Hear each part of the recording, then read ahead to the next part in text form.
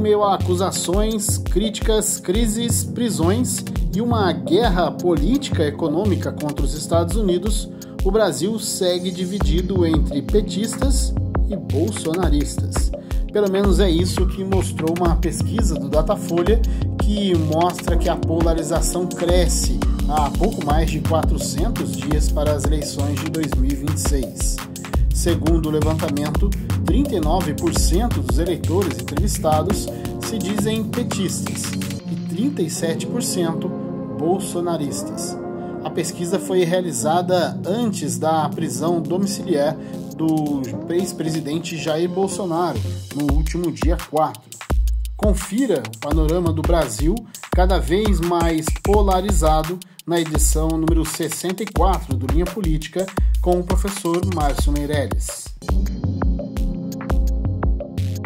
Muito bem, professor Márcio, mais uma vez, pesquisas têm apontado que o cenário atual da polarização, por mais que há uma onda que clama pelo final dela, ou pelo menos pela redução, né? O final seria impossível, mas pela redução dela, mas parece que isso não deve acontecer tão cedo. Olha só, uma pesquisa do Datafolha, divulgada no último dia 8 de agosto, ela mostra nesse levantamento que 39% dos eleitores entrevistados pelo Datafolha se dizem petistas e 37% se dizem bolsonaristas. Se a gente considerar a margem de erro aqui de 2 pontos, eles estão tecnicamente empatados. Mas a pergunta que eu começo a puxar a nossa conversa aqui de hoje, professor, vai além dessa questão de quem tem mais, quem tem menos, mas sim de apontar que, de acordo com esse levantamento do Datafolha, que foi realizado entre os dias 29 e 30 de julho, né? Foram mais de 2.000 entrevistados, ele aponta que hoje a polarização tem pelo menos 76% do eleitorado. Professor, esse cenário mostra que, independente dos escândalos, das denúncias, dos processos e tudo mais, parece que o brasileiro segue dividido entre Lula e Bolsonaro, não é? Francisco, o que a gente tem que analisar é dar um passo um pouco atrás e voltar lá na época da Lava Jato, né? A sociedade brasileira tem essa característica, ela marca, né? Aquele momento da Lava Jato foi um momento de indignação nacional, ou seja, a sociedade brasileira tomou contato dos atos de corrupção e, de uma maneira geral, foi feito um trabalho muito bom naquela época pela direita de fixar a imagem da corrupção na figura do Lula. Lula foi preso, houve todo aquele movimento que a sociedade parece que desejava e que a corrupção no Brasil estava no final. Nós tínhamos um tribunal, tínhamos justiça no Brasil e que a corrupção ia acabar. E a marca da corrupção colou no Lula. Se a gente nem precisa imaginar, só dar um passo atrás, a gente vai perceber que o maior escândalo que houve foi com a Petrobras relacionada com a Odebrecht, né? E quem comandava a corrupção na Petrobras não era o PT, era o PP, né? Mas o Lula, de uma certa forma, o petismo, de uma certa forma, foi colocado lá atrás, começou na Dilma, houve a ação do Estado no sentido de verificar o que realmente estava acontecendo com a questão do INSS. Houve uma omissão de todos esses governos, né, da própria Dilma, do Temer, do Bolsonaro, né, e no final ficou na figura do Lula como sendo o grande responsável pelo desvio do INSS. Então, esse paralelo entre Lula e o petismo e o antipetismo representado pelo Bolsonaro, isso não vai acabar. Então, na realidade, essa polarização só vai terminar quando um deles desistirem, né? Que seria, no caso, o PT ou o Bolsonaro. Mas, mesmo assim, o Bolsonaro vai fazer agora, em 26, o mesmo que o Lula fez quando estava preso. Preso, inelegível, mas se lançou candidato a presidente da República. Para quê? Para marcar a imagem, a figura, né? Então, eu acho que o Tribunal de Contas está fazendo um trabalho excepcional na questão do INSS, e o Tribunal, né, e a AGU, que são órgãos de Estado, de governo, não são lembrados pela sociedade.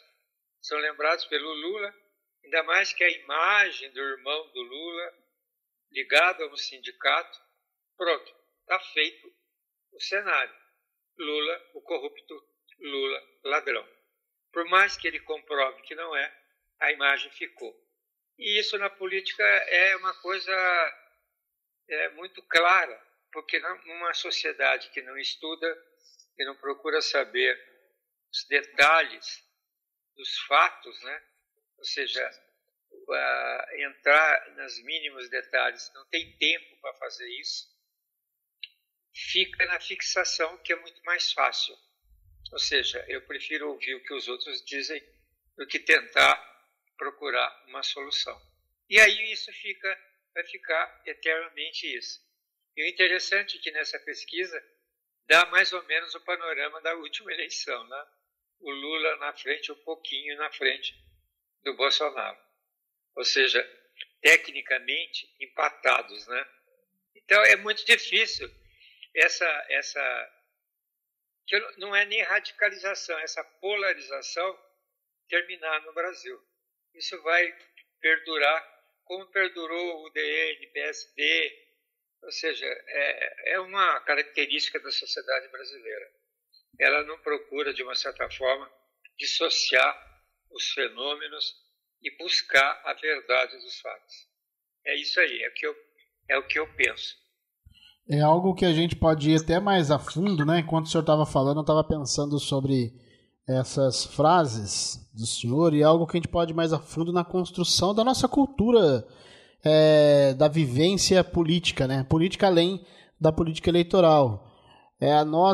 A gente costuma dizer que o brasileiro demorou muito tempo para ter no dia a dia dele uma discussão política. A gente discutia, protestava por futebol, por exemplo. E quando o brasileiro passou a querer discutir política, ele tinha a cultura do torcedor, a cultura da arquibancada. Inclusive a gente utilizou por muito tempo, já caiu em desuso, né? Mas por muito tempo o termo Fla-Flu, né? Que vem do clássico carioca, Flamengo e Fluminense, né? Como se vivêssemos numa estrutura de apenas uma única rivalidade, um único tipo de confronto, né? E aí, o professor, tem até eu estava acompanhando esses dias atrás, e acabei me lembrando nessa linha, tem até uma sketch do canal de humor do Porta dos Fundos, onde há uma personagem num bar, e ele está discutindo política com um amigo, e de repente ele começa a falar do Bolsonaro, ou uma pessoa na outra mesa começa, porque você é petista. Aí ele fala, mas eu não sou petista, eu não gosto do Lula. Mas você falou que não gosta do Bolsonaro. Fala, exatamente, eu não gosto nem de Lula, nem de Bolsonaro. Aí o outro fala para ele, mas não pode. Aí ele falou, como que eu não posso? Fala, não pode, é só um ou outro. Eu já cansei de postar que eu não gosto do PT. Então tu não gosta do Lula? Não. Nem do Bolsonaro? Também não. Mas aí não pode, querido. Como que não pode? Tem que escolher um lado, irmão. A gente tá levando aqui nessa casa de citar futebol, citar uma esquete cômica, mas o mais bizarro disso tudo é que são propostas, são ideias que deixam mais claro estampar o que a gente tem hoje de fato, né? Qualquer assunto é transferido automaticamente, qualquer assunto mesmo, não precisamos nem estar falando de política eleitoral, é automaticamente transferido para uma disputa política entre um lado ou de outro. Aparece alguém faz sucesso no cenário cultural, no cenário artístico, esportivo, tem gente que já vai procurar qual é a ideologia de tal pessoa, né? Tendência à direita, à esquerda, que vota em quem, sabe? E aí, professor, esse cenário, eu realmente ainda espero que a gente possa chegar em 2026, no dia 4 de outubro de 26, com outras possibilidades. Não estou dizendo nem que eu quero ou que eu não quero a questão de Lula e Bolsonaro, mas que o Brasil possa ter outras possibilidades, porque o Brasil, um país deste tamanho, um país multifacetado, ele não deveria ser visto como um país dividido em dois, né? Apenas. Eu queria, não é uma questão do Brasil não estar dividido, eu queria o Brasil dividido em 20, 30, com possibilidades de mostrar a quantidade de cenários nós temos, cenários sociais, cenários de construção de cultura e tudo mais. Mas o que a gente acaba acompanhando no dia a dia, e essa pesquisa dá uma amostra, professor, é que Lula e Bolsonaro, quando mais parecem estar fracos, Lula teve uma dificuldade muito grande no primeiro semestre, né? Com relação à sua figura, sua imagem, perante as ações do governo, perante algumas discussões e acusações feitas por bolsonaristas, principalmente nas redes sociais, e o Bolsonaro que está em volta de um processo que daqui a pouquinho vai começar de fato o seu julgamento, está esperado agora para setembro, né? O Bolsonaro, as portas da cadeia, se vê, parece, assim como seu adversário Lula, cada vez mais fortes. O cenário vai ser esse? O senhor acredita que, em meio àquilo que o senhor citou, aquilo que a gente está falando aqui sobre o que a gente vê no dia a dia, o senhor acha que o cenário em outubro do ano que vem tem possibilidades de mudar, ou o senhor acredita que a gente vai chegar até lá, independente de se Bolsonaro estando ou não na urna eletrônica, mas esse vai ser o cenário mesmo?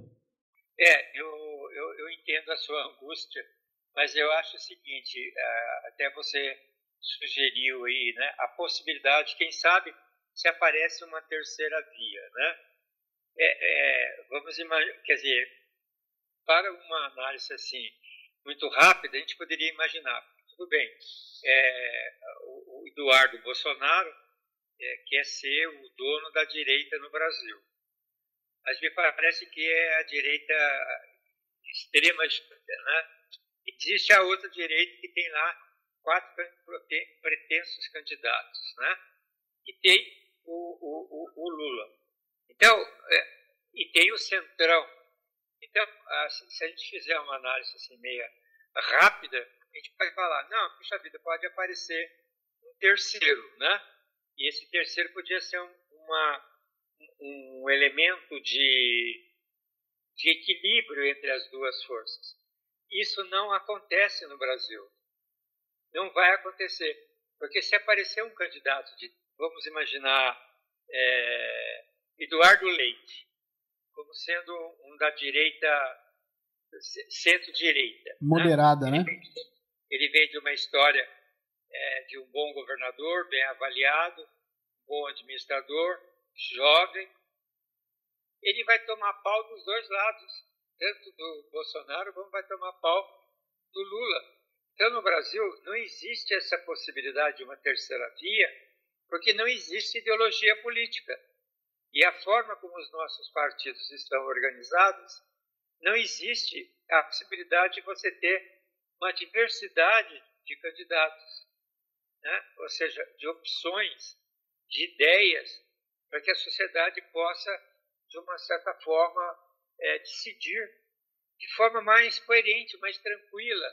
Não, eu não acredito que vai aparecer uma terceira, porque se aparecer uma terceira, ele vai ser, não é da extrema esquerda, da extrema direita, não pode ser um candidato do centro de direita, né, ou de centro-esquerda, Mas, na verdade, o que fica é essa polarização. Fica Lula e Bolsonaro.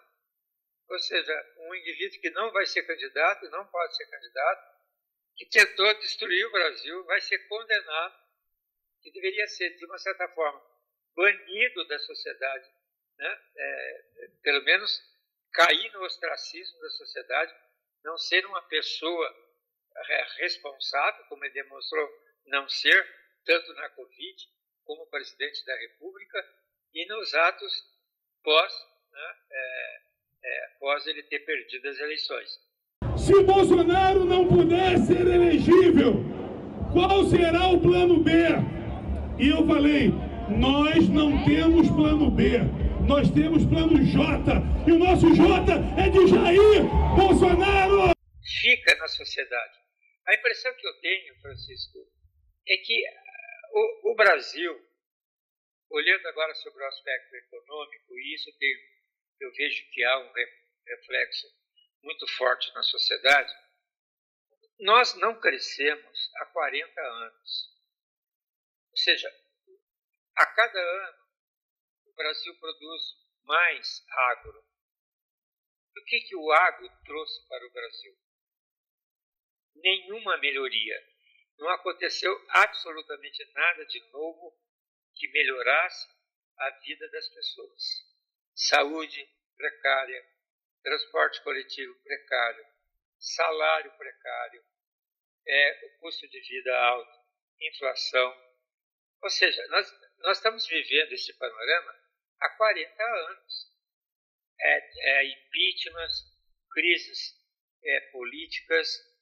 Então, na verdade, nós não oferecemos, o país não oferece um momento de reflexão para a sociedade.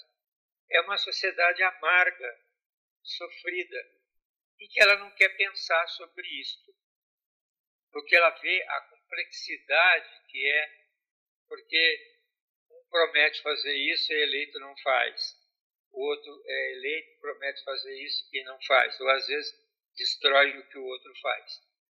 Então, nós vivemos uma sociedade amarga, uma sociedade ressentida. Então, ela não quer pensar sobre política, ela quer resolver a coisa rapidamente. Quantos candidatos eu tenho? 2. Eu sou Bolsonaro ou sou Lula. Ou seja, ela não tem essa base de espírito, vamos dizer assim, para pensar uma solução para o Brasil. Veja, uma coisa que me assusta profundamente, você vê o Eduardo, sai do Brasil, vai para um país estrangeiro, se aloja no país estrangeiro, está fazendo denúncias, prejudicando o Brasil, e as pessoas acham que ele está certo. Ou seja, não há uma certa indignação pelo país, pela soberania. Nós perdemos o conceito de soberania, perdemos o conceito de indignação, de traição. Ou seja, estamos tratando tudo isso como uma normalidade. Então, eu acho muito difícil, vai demorar muito para a gente dissociar essas duas correntes. Amanhã, mais tarde, Bolsonaro não será candidato, não vai ser candidato nem em 2030. O Lula também não será candidato mais, né? Poderá ser agora pela última vez, eu tenho dúvidas, mas vai ser um petista e um de direita. Aí vai dizer, esse aí é apoiado pelo Bolsonaro, esse aí veio do PT. Então eu acho que se a sociedade não modificar o seu comportamento diante da política, nós vamos viver essa realidade. Porque é muito mais fácil você ter entre um e outro e fazer a escolha. E é aquele aspecto que nós já discutimos. É o petismo, o antipetismo, o petismo, a direita e a extrema-direita. Ou seja, um quadro bastante confuso, bastante difuso para a sociedade tomar um partido. Ou seja, coerentemente, com bom senso, e dizer, não, esse partido pode resolver os problemas do Brasil. Pois é, e polarizado quase sempre tivemos, né? O problema é que agora nós estamos polarizados em alas cada vez mais radicais, né? É aí que é o perigo. Professor, muito bem. E lembrando que estamos em semana correndo com muita informação, muita coisa sobre o cenário político, né? O tarifaço está aí funcionando. O governo Lula não consegue mesmo a conversa com Trump, com o governo Trump, né? Pelo contrário, reuniões sendo desmarcadas. Eduardo Bolsonaro pisa no jardim da Casa Branca e já sai falando que teve reunião com o presidente dos Estados Unidos e tudo mais, mas a gente sabe que também Trump gosta de um holofote e vendo o espaço que tem na mídia tem utilizado também tudo isso. O senhor consegue fazer um cenário até o próximo Linha Política? O senhor está otimista? Porque o Linha Política da semana que vem, será que até lá saiu algum tipo de discussão? Será que até lá o governo dos Estados Unidos, alguém vai atender o telefone? Ou será que a ligação nem feita vai ser e o Lula vai continuar no palanque? Não vai acontecer absolutamente nada. Nós vamos ver essas notícias assim. O Bolsonaro foi condenado? Então agora vocês vão ver só o que o Trump vai fazer com vocês. Eu estou disposto a ir às últimas consequências para retirar esse psicopata do poder.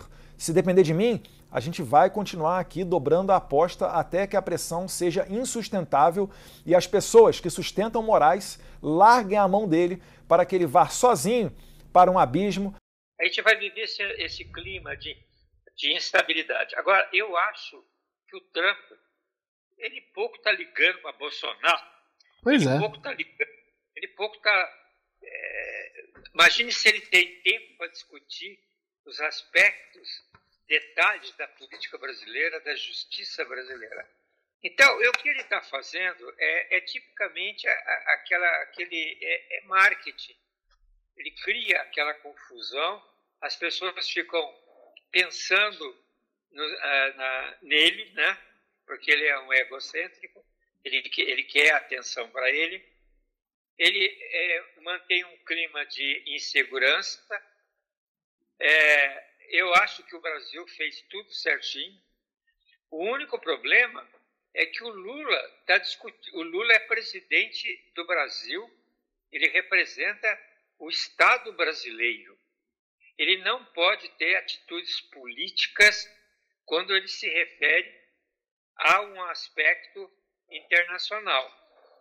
Ele, quando vai lá para Juazeiro, vai lá para o Nordeste, que trepa em cima do caminhão, ele faz o discurso que ele quiser.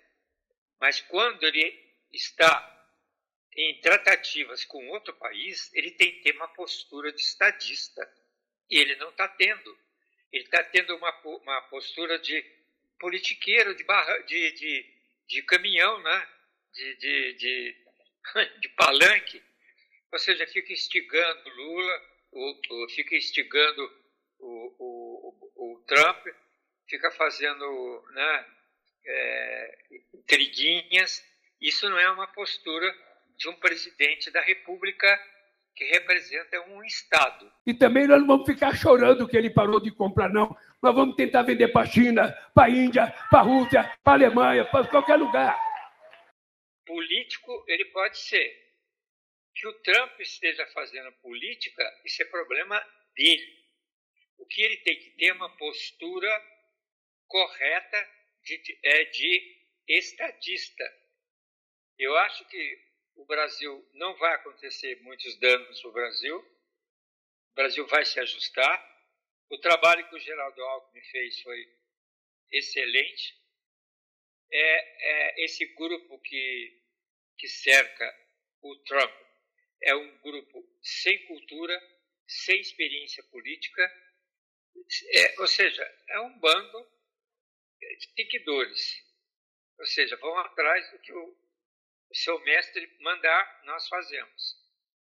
Então, o próprio Trump já está percebendo a questão da inflação nos Estados Unidos, já está percebendo movimentos de rua, ou seja, daqui a pouco ele muda tudo ao contrário, faz tudo ao contrário.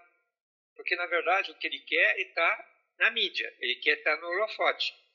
Então, eu acho que nós fizemos tudo corretamente. Não tem que ligar para ele, não tem que procurar fazer que tipo de diálogo.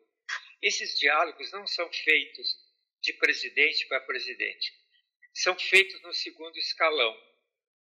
O segundo escalão, o governo Lula, na verdade, tirou a força do Itamaraty. Né? Colocou aquele Celso Amorim que faz uma política de governo internacional. Já tem um erro estratégico aí. Ele deveria deixar o Itamaraty negociar com o par do mesmo nível dele. E ele, como presidente da República, já que o outro não quer falar com ele, eu também não quero falar com ele. Eu vou falar o quê com ele? O que eu vou dizer? Nada. Você precisa maneirar? Não. Porque essas relações entre Estado são construídas ao longo do tempo. O Lula, nesses 20 e tantos anos que está no governo, nunca se interessou em fazer esse meio de campo. Né?